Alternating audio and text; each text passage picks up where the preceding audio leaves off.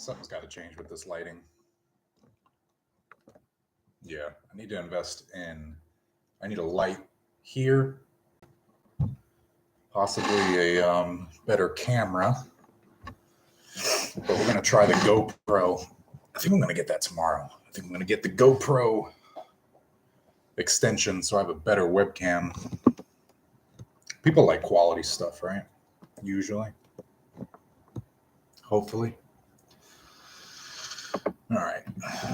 Let's do a little test here. Because our last live. Okay. Cool. Yeah, we did a live.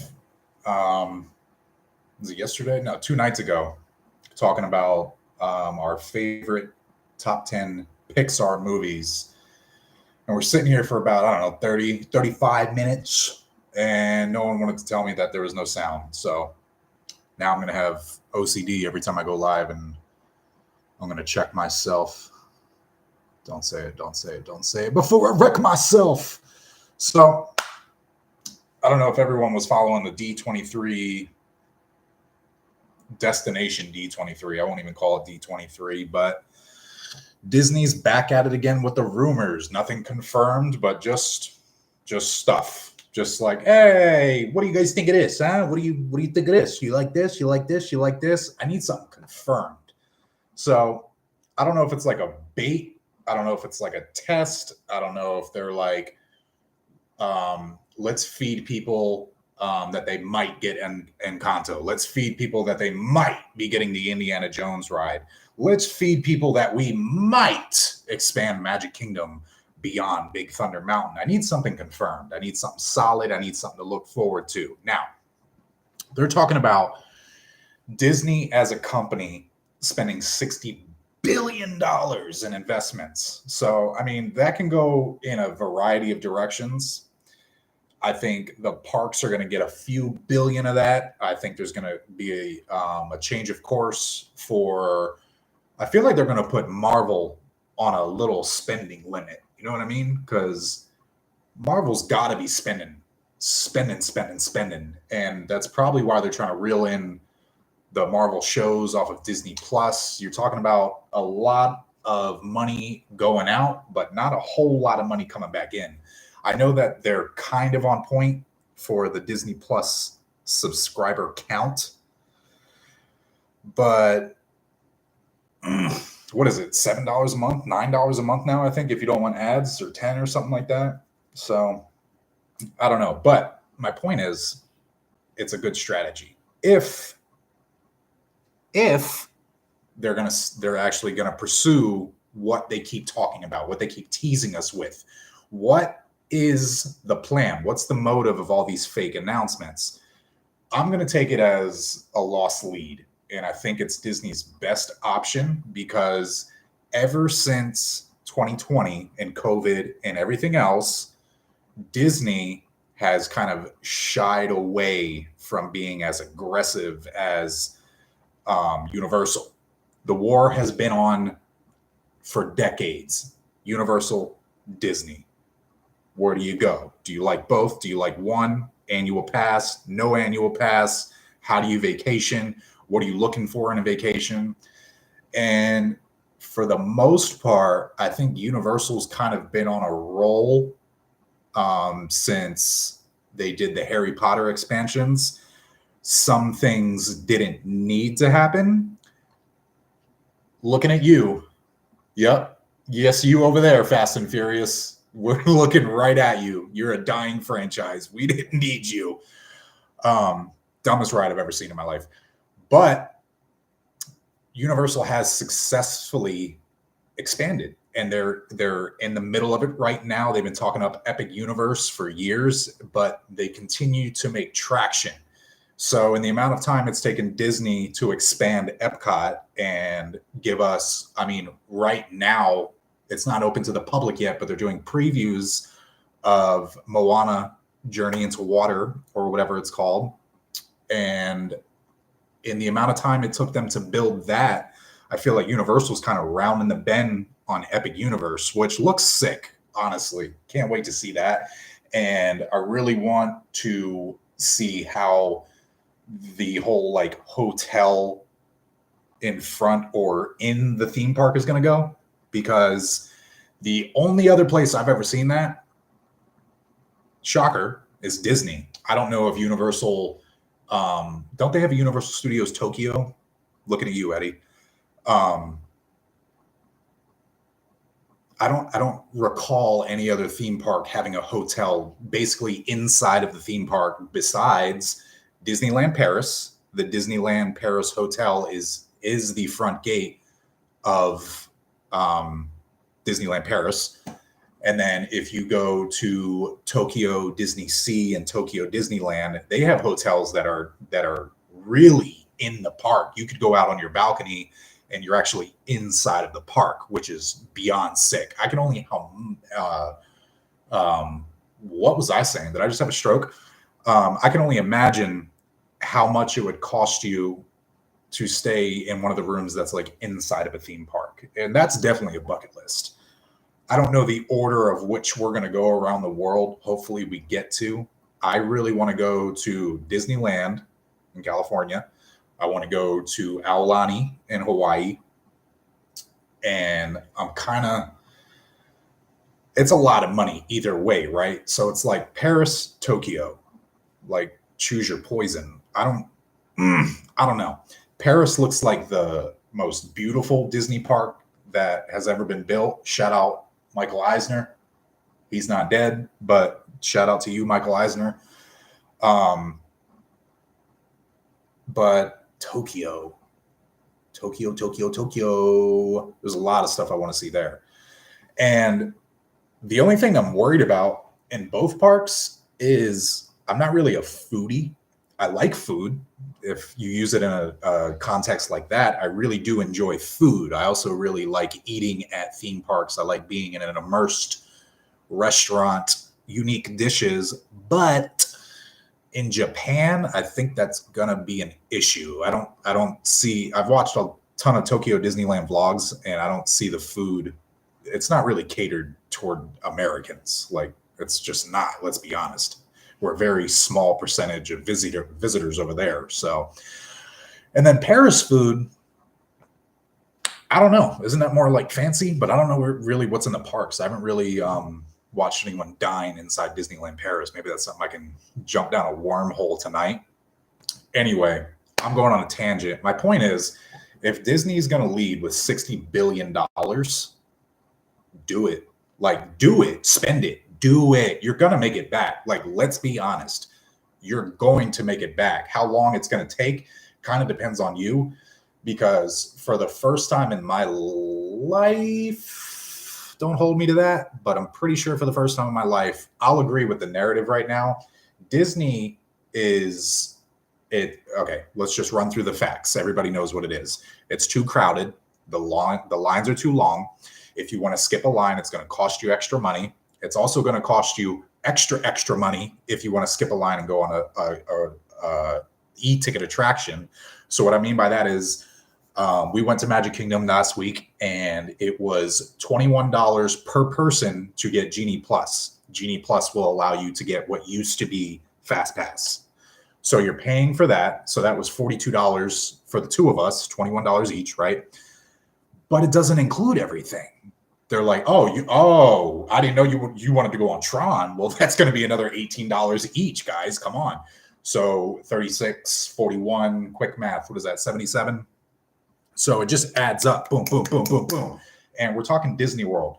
It already adds up. It adds up left and right. It adds up on the way there. If you want to factor in the Starbucks on the car ride there too, and then you sit down, by the time you have sat down for lunch on a Disney day, any normal day, and you're just say you get up, stop at Starbucks, go to Disney, maybe buy a snack, maybe grab a small souvenir, let's say a $30 souvenir.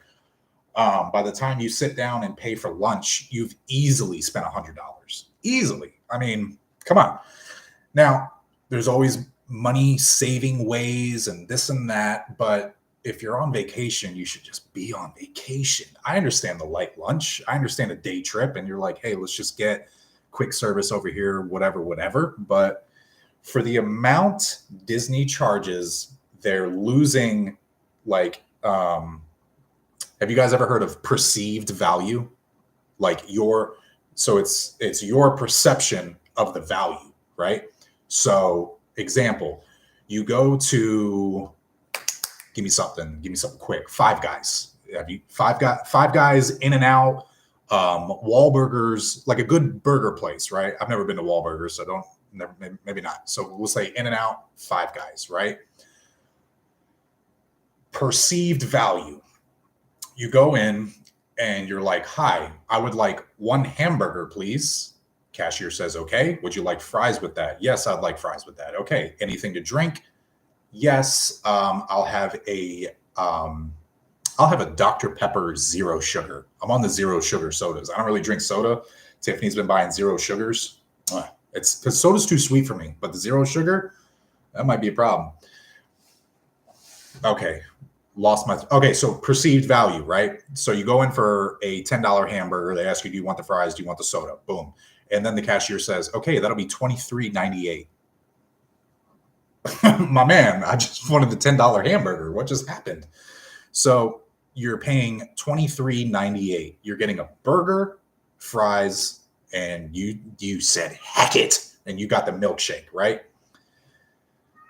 So you can eat the food. Okay. And after you're done with the food, this might just be one person. You've eaten the food, you have consumed, and you say, you know what? That was pretty good. I'll come back here next week or maybe the week after I get paid or something. And I'm going to spend another $23.98 because that meal was delicious. That's your perceived value. That's how you're perceiving the value. You said, delicious. Take more money, right? So my point is, you go to Disney, you spend, let's say a family of 4, let's say 2 adults, 2 young children. I'm just gonna throw numbers out. I'm gonna say it cost you $700. So you have tickets for your family. Okay. So that's $700. Let's say you guys don't really come that much. You're not really sure about all these different resorts. So you go for the moderate. I'm going to be generous on the moderate. And I'm going to say that you're staying there for 5 nights. And I'm going to say that your moderate room costs $250 a night. Okay. So now we already said what did I say the tickets were? I got to start writing stuff down. I think I said $700 for the tickets. I might have said $750. Don't remember. Plus your $250 a night at your moderate room, plus tax, but we're not going to do all that. So you got $1,250 on your room with another $700 in there for your family's tickets. We're up to $1,900. We're just going to call it $2,000. Okay. We have not eaten, drinking, watered, or got our children anything yet. So you've spent $2,000. You're not even here yet. God forbid you got to fly. Damn. So tack on. I'm going to say, honestly, I don't know. I don't fly a lot. So I'll go lower. Let's say it costs you $800 to get your family of 4 on a plane. You guys are sitting in the back of the bus, crammed, doesn't matter. Maybe it's just a 4-hour flight, whatever. We're up to $2,700. We're not even in the park yet. Okay. This is getting long-winded, but I have a point. You land in the airport. Well, how the hell do I get to Disney World? Well, here's your options. An Uber is going to cost you what? $100 round trip if you include what you should tip a driver driving you about 30 miles back and forth. Granted, it's not going to be the same driver each way, but getting too technical. But anyway, so let's say $100 on Uber. Let's just keep it at 100. Let's say it costs you $100 for you and your wife or husband or what? Whoa, don't cross that line. You and your spouse and your kids. Let's say it costs $100 to use Sunshine Flyer or Mears Connect or whatever. As far as I've learned recently, those companies have merged. So that's just one. So that's another $100. You guys, we're up to $3,000 right now. We have not even gone to Disney. I'm just trying to get there, right? So here we are, day one. We're in Magic Kingdom. All is well. All the kids are excited. Everybody's happy to be here. You guys want to go on Tron. Oops, you need a virtual boarding group. Well, what's that? Well, it started at 7 a.m. and it sold out at 7 a.m. and 30 seconds. So you're not getting one. Well, what do I do now? Aha, you can buy an individual lightning lane. Oh, really? What's that do? That, my friend, will get you and your party onto the ride. Oh, okay. How much is that? Like $5 a person? Incorrect, my friend. It is anywhere from $18 to $21 a person. 18 to 21. Well, what decides that? Well, is it a slow day? I can't really tell anymore. Is it a slow day? We don't know either, my friend. So we'll just call it 20. What? Exactly. Have a magical day. So now there's another $80 so you and your family can ride Tron. You get off Tron and you're kind of sour. You're like, I need something to eat. You go up to place an order at somewhere basic, Casey's Corners. We just want hot dogs, chicken nuggets. We just need something to eat. We're just hungry. We've been flying all day. I spent $3,000 before I even got down here. So you go up to eat and you got a cast member telling you, whoa, sir, sorry. Is your mobile order ready? No, I need to, what? I'm trying to order food. No. You have to mobile order. What are you talking about? You have to mobile order, sir. You have to use your phone and order on your phone. And then when your food's ready, you can come back and get it. There's a cashier right there. Why can't I just go over there? Like, why can't I just order my food? Well, sir, you have to pick an arrival window. Sweetheart, the arrival window's right now. I'm hungry. My kids are starving. I want my food now. But these are all the little hoops that you have to jump through, right? Why do we have to why keep making us jump through hoops? And in the back of everyone's mind, you're just thinking, I spent $3,000 to get my family to Florida, and now they want more. So your perceived value. This is day one of your 5-night vacation in Disney World. Is there a value? Are you leaving Magic Kingdom that night and you're like, yes, worth it, 100%. No, and most people aren't. The only reason I still have fun is because I'm an annual pass holder and I live in Florida and I get to go basically whenever I want. If I have a bad time, which basically never happens, I get in my car, I drive 45 minutes, I go home and I'm over it by the time I get home. Imagine you're counting up everything you've spent, right? So if it costs you $3,000 to get down here with your family and you spent 5 nights here and you brought money, how much do you spend? Let's just say you spent, let's say you spent $5,000 for the whole kit and caboodle, souvenirs, meals, snacks, individual lightning lanes, Genie Plus. Oh, look, we wanted to go to the water park. We didn't know you could add a water park ticket. So you know what I'm saying? So let's just say you spent $8,000 total out the door, done on the plane ride home, and you're scrolling through. Was it worth the $8,000? Probably not, man. $8,000? You could have gone to Hawaii. You could have gone overseas, Tokyo Disneyland. I don't know. So my point is, they need to change their perception of value. If they're gonna invest $60 billion into the company-wide, everything needs to be enhanced. And us as the consumer, we need to feel like, yes, that was worth it from top to bottom. So let me go back to my little hamburger story. I'm not the guy that came in earlier and spent $23.98.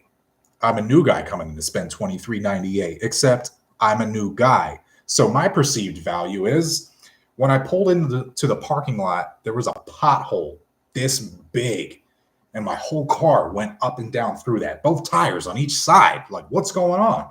Why not have that pothole filled in? The line seems long. It seems like they're doing well here. Why is this pothole in the parking lot? You get out of your car. You're walking up to the building. The front doors and any display glass, You've got signs hanging sideways. You've got product that isn't even in stock hanging in the window. You got people's all over the windows and the handles and everything else. You got those little teeny tiny handprints from the little juniors trying to walk in behind their mom and dad. Oh no, the door hit me in the face, right? So then you're finally in there. There's one register open. They got 5 different kiosks, and we got one register open. We got one person up here taking orders and getting people's drinks and doing whatever else they can. So you put your order in like a fool, and it takes 23 minutes. So you finally get your $23.98 meal, right? The cashier didn't even ask you how you doing. They said, go ahead. Fries? Anything else? Anything else? Anything else? Oh, you're getting a drink too? All right, let's get a drink on. $23.98. That is your whole interaction there, right? So you finally get your food. You requested no cheese. There's cheese on it. Maron. Now we got to go back. Now we're going in a circle here. Hi, excuse me. Sorry, I didn't want cheese on my burger. You guys put cheese on my burger. What if the cashier was just like, you asked for cheese? Okay, first of all, no, I didn't. I didn't want cheese, and now we're doing this, right? I asked you a simple question. Can I get a burger without cheese? I didn't need you to tell me what I said. These are just examples. I'm not really comparing this to Disney. So you finally get your food. You said no cheese, and now the other burger you got is burnt. It's just like, what is going on here? Like, what is the issue? You got your vanilla shake. It's water. It's just straight. Like, hello, can we blend this up some more? Can you fill this up with ice cream so I can swirl it around like a Frosty at least? You go to eat your food, your fries are cold, your burger's it's crispy because it's just charred, and your milkshake's super thin water. You leave there, you get in the car, you look at your receipt, $23.98.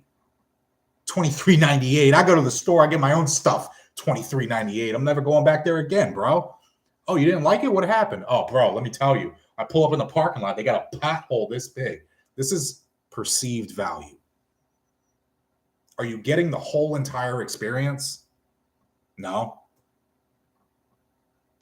So I think Disney's been listening. I think they've been doing a lot of listening. I think it's been a lot of critical thinking. Hopefully some research has been done. And finally, the higher-ups, and I'm mainly looking at you, Josh Tomorrow. I'm looking right at you, buddy. Make us proud. Make our name proud. The guy shows face a lot. He's a good politician.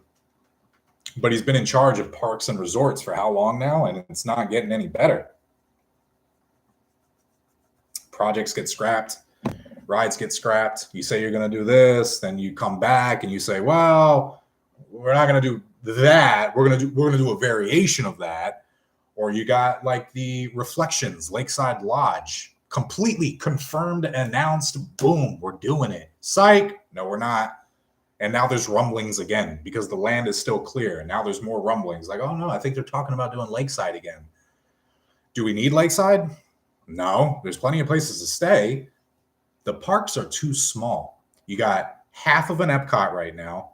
Hollywood Studios doing all right. To be honest with you, we went last week. Not that bad of a park anymore. There's something for everybody.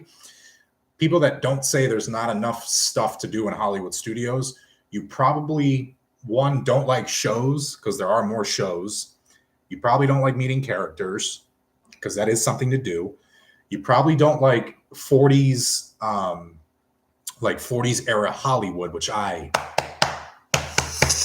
love that era. Oh my God. And that's the draw for me for Universal Studios. But that's kind of, you're running out of room in Universal Studios, even with the old style Hollywood stuff.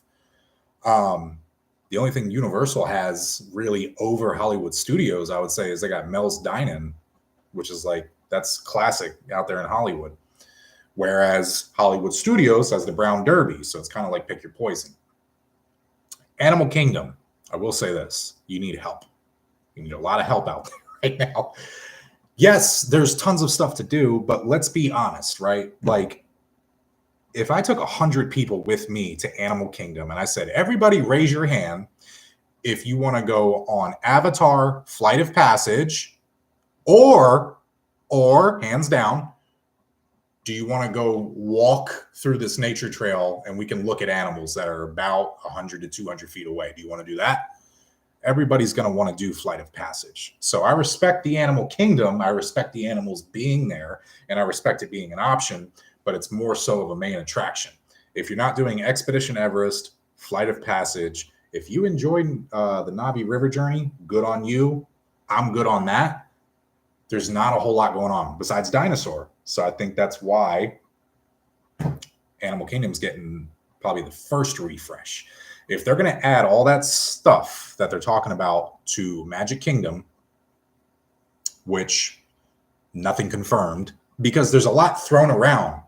This new like blue skies thing, I'm not here for it, because it used to be like, oh yeah, D23, we're going to get to see what they're making. We're going to see what the parks are turning into. Oh, they're going to change this ride. Oh, we're getting a new ride. Oh, we're getting a new land. That hasn't really been happening anymore. So, $60 billion to invest. Just do it smart. Do it smart. You have to reinvent, I think, the whole theme park experience, to be honest with you. Because from opening day to now, it's kind of been like, if we open it, then they'll come. People are starting to not come. Pause.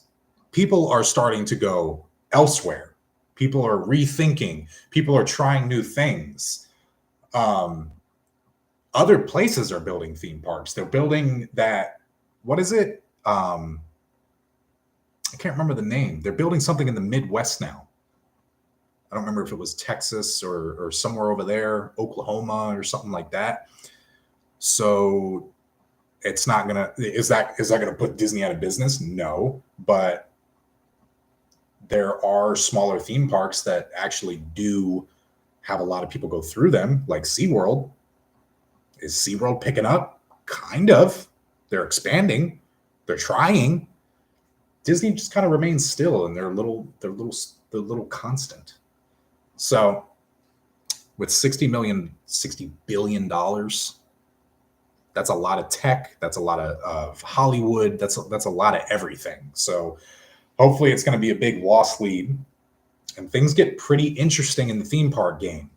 Because once Epic Universe opens up, it is going to draw from Disney. People are going to say, oh, well, this just opened up, blah, blah, blah. Or it's the best of both worlds, and they're at Disney, and they're like, we got to go check out Epic Universe.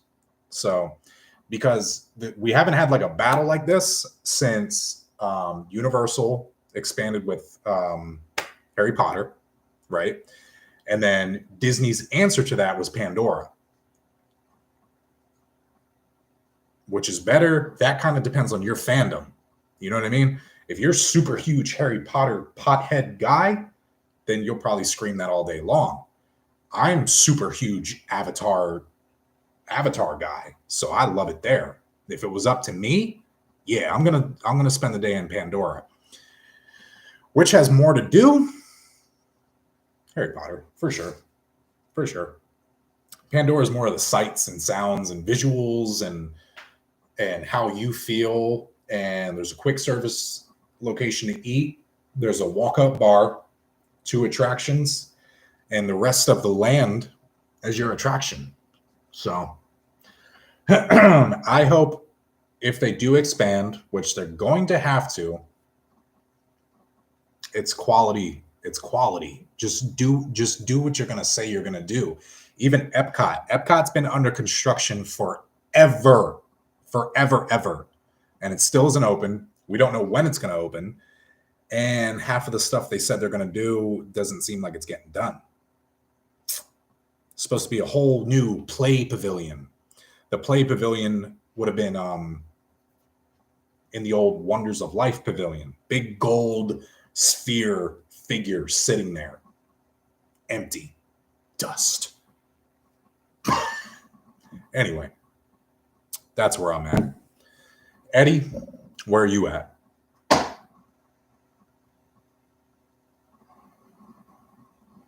I came on here with like no real game plan. Kind of started the live and just started talking. But some things have got to change for sure. Disney's packed all the time. People are like, when's the slow season? Slow season. What are you talking about? Like, historically, we would be in it right now. But since Halloween starts, August 1st, I don't know. Something's got to give here. Also, more perceived value. The Halloween, Mickey's Not So Scary Halloween tickets, I can't bring myself to buy it. Not that that's a weird thing to say. I can't bring myself to buy it, not because it's too expensive, but because it's too expensive for what it is. For my perceived value, it's not worth it to go. There's a parade. The same parade happens twice. Okay. I'm not a parade guy. If you want to meet Jack and Sally, then that's basically all you're doing all night. Who waits 3 hours to do one meet and greet? That's so long to stand in a line. And to this day, the longest line I think I ever stood in was like an hour and a half. Yeah, an hour and a half, 2 hours maybe. So no on that. I don't even know. Are they doing the Hocus Pocus show this year? I don't even know if they are. There's, of course, Disney treats all throughout Magic Kingdom for Halloween. And for some reason, the theme this year for Halloween is spicy. Everything's spicy. I don't know. Who do you blame? Do you blame like who can you blame? Who's held accountable? Is there one guy for all of Mickey's Not So Scary and everything gets ran by him? Or is it like stereotypical, like suit and tie guys sitting around a round table in the conference room, like, oh yeah, that sounds good, and they're having little samples, like, oh yeah, that's good, that's good. Is it just whatever now? Like, does anything just pass? The Mickey's Very Merry Christmas Party, I can see some value in that. I'm a Christmas guy, so that you already got me sold there. Cast members are all decked out. Christmas music playing down Main Street. Snoop. I feel like it's just a vibe to be there. I could get down on the Christmas party. Halloween party, no perceived value. That's my lesson of the day. Perceived value. So, let's fast forward 10 years. Because what was said is we want to invest $60 billion into the Disney company. No specifics, not Disney parks, not Disney animation, not Marvel, not National Geographic, Star Wars, none of that. It's just Disney in general. So spend it wisely, listen up a little bit, and for all of us out there that actually go to these parks, when a cast member stops you with an iPad and they're like, oh, hello, hi, can I get 5 minutes of your time to get you to fill out the survey? Do it. That's why they're there. It doesn't go to dead air. So if enough people actually get on there and you say how you feel, or here's another one, when you get home, check your email. I guarantee you, there will be an email in there from Disney asking you to do this survey. And these ones are lengthy and they give you opportunities to really explain why you didn't like something, why you did like something. And it gives you a further opportunity to really tell them what sold this to you. Like, why did you really like this?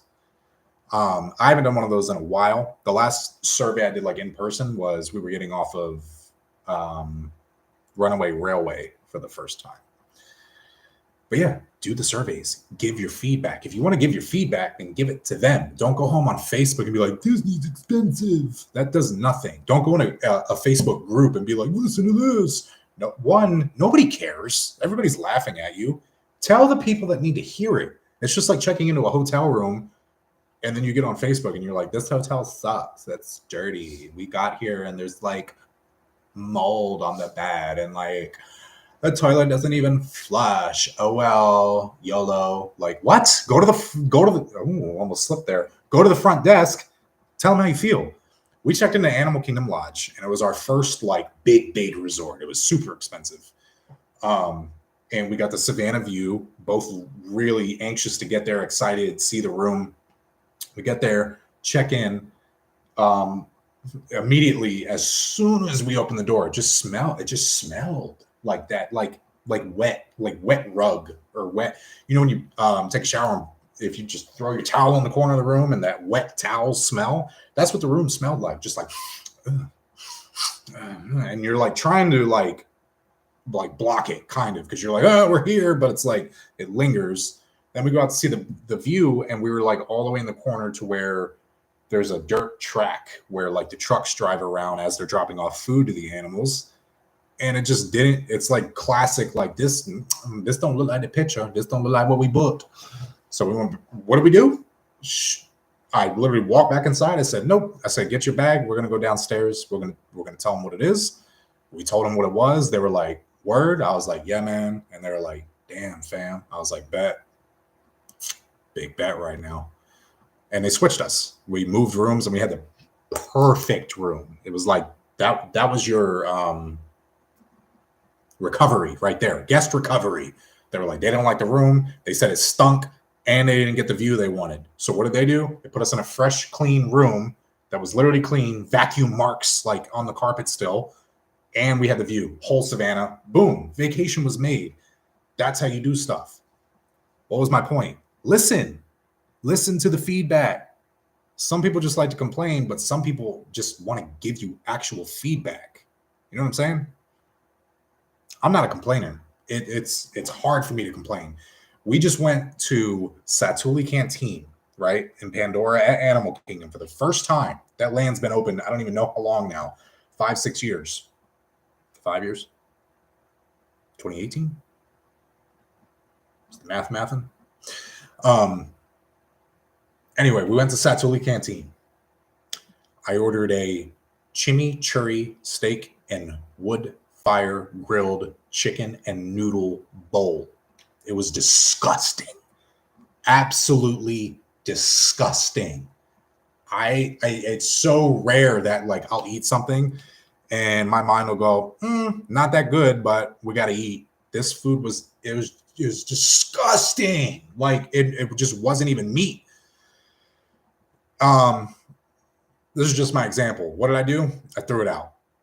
I don't need to go tell them their food sucks because all they're going to do is replace it with something else. I don't like the food, so I'm going to vote. I'm going to vote with my wallet. Okay? We're going to go like this. Let me show you how you vote with your wallet. Take your little debit card here, put it away. Put that away. I'm not going to spend my money there. I'm going to keep it pushing. I'm going to go to Disney Springs. Ow. This is turning into like a rant. This is turning into a tangent. I'm getting fired up. I need something to drink. Too close. So, we've been doing some stuff lately. We've been doing a vlog a day, kind of. I never should have said that. I shouldn't have said a vlog a day. We're doing content for 30 days straight. I know. Whoop-de-doo, good for you. It is good for me. I am most happy. Well, 1, with my fiance, 2, at Disney, and 3, I feel more accomplished at night when I'm in a creative zone. So whether that's making a TikTok or a vlog, or we're doing a live stream or something, I feel very at ease when I'm in my creative zone. That's what it takes for my mind to calm down. Otherwise, I can't sit down. I try to find stuff to do. I'm fidgety. I'm anxious. Start thinking about the next day. We're still on today.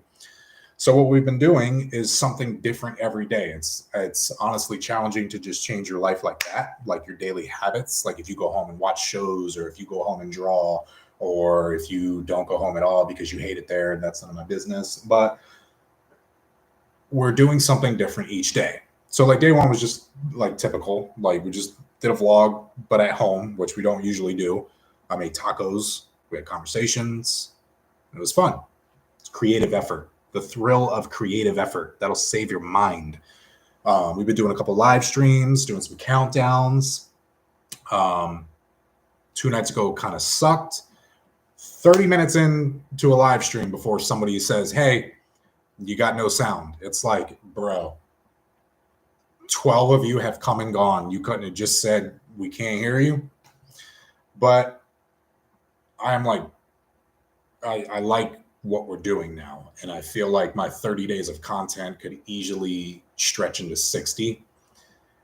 But I know my personality. And if we make it to 60 days of content, it's going to turn into 365 days of content, which is not a bad thing. I like being in my creative zone. My other thing lately, you know how people say manifest, manifest, manifest, manifest, manifest. I've been manifesting, boy. You don't want to see the fest. This manifest, like this is what I like to do. I like YouTube. I like internet. I like covering stuff. I like seeing things. I like documenting, and I like documenting my own experience doing things. If somebody asked me, hey, have you stayed at Polynesian before? Yeah. Tell me about it. No, I'm not going to tell you about it. I got 4 vlogs on it. Go watch that. You can go watch my experience where I tell you if it's good or bad or both. Enough of this. Go watch my content. Go see it. You want to hear from me in real time, in that time. Go watch and see. That's what it's about. I'll still tell you. I'll tell you to go. I'll tell you some highlights. I'll tell you where to go and where not to go. But go see the experience. Better yet, you do it. Just do it. Speaking of Polynesian,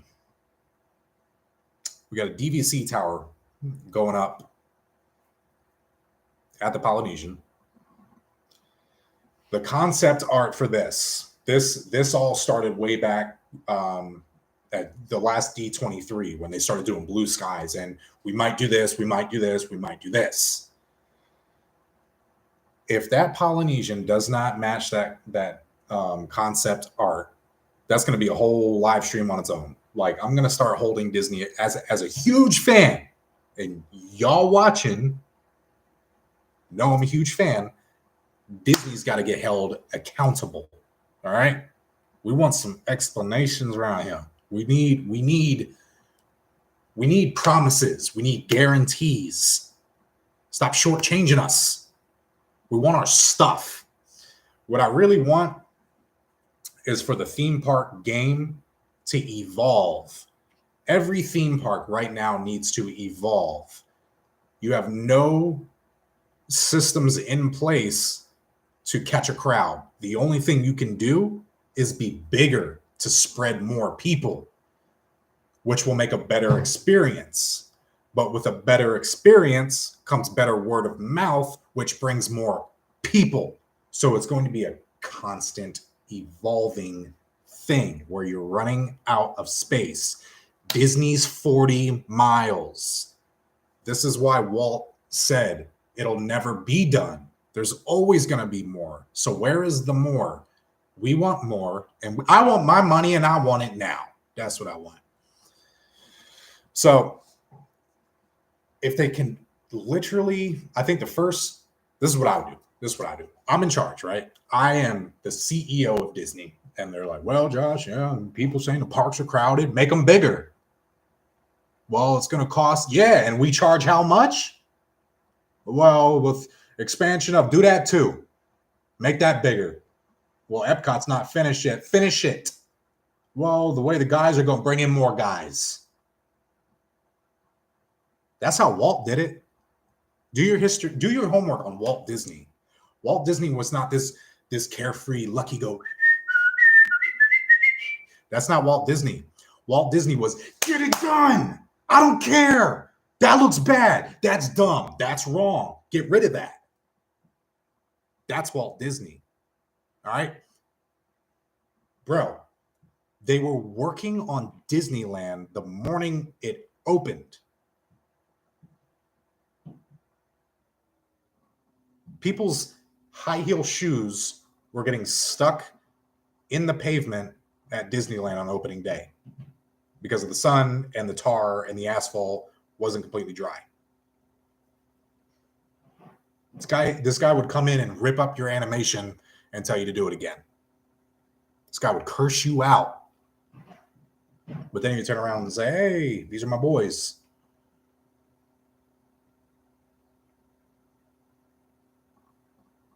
I think it's all about the bottom dollar. You know, Walt came up completely broke, and I think it's the best thing that ever happened to him. Example, Steamboat Willie is one of the most iconic animations ever, and the reason why is because it's the first animated cartoon with sound. Not only sound, but music, okay? And it was all synchronized in a day where you can't just pop it onto a computer and bro, I can pick up my phone and add voiceovers on my own videos now. That's not something that was just regularly done. Anyway, so to record the sound for Steamboat Willie, everything had to be synced up. And you really had one shot at it. It cost Walt $1,000 to have the guy, the arranger, whatever you would call him, make the sounds sync to the animation, okay? They even had like a little bouncing ball with rhythms so the guy could stay on beat with the cartoon. All right.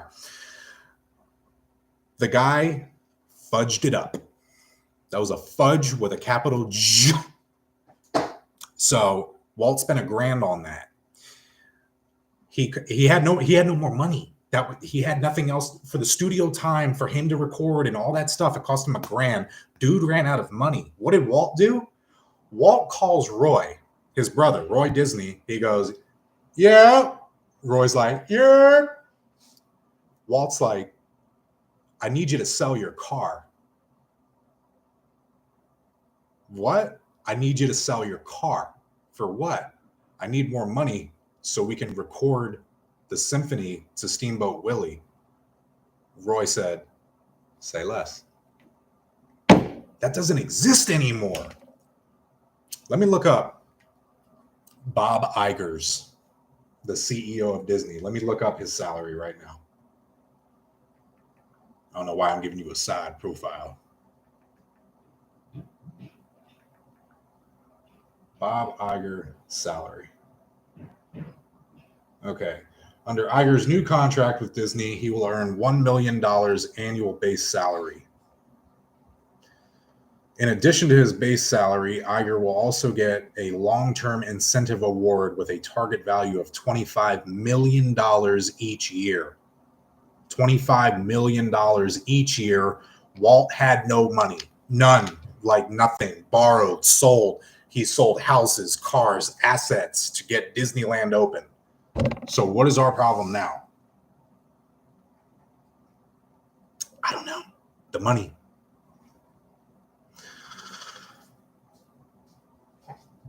So I'll leave you with those thoughts, because those are my thoughts tonight. We need a new Walt Disney. What would you do if you were at that top level? What would you do? You make $25 million per year. Per year. Think about what you make now. And now you make $25 million. What would you do? I'm going to go make some hamburgers. If your dreams don't come true, make them.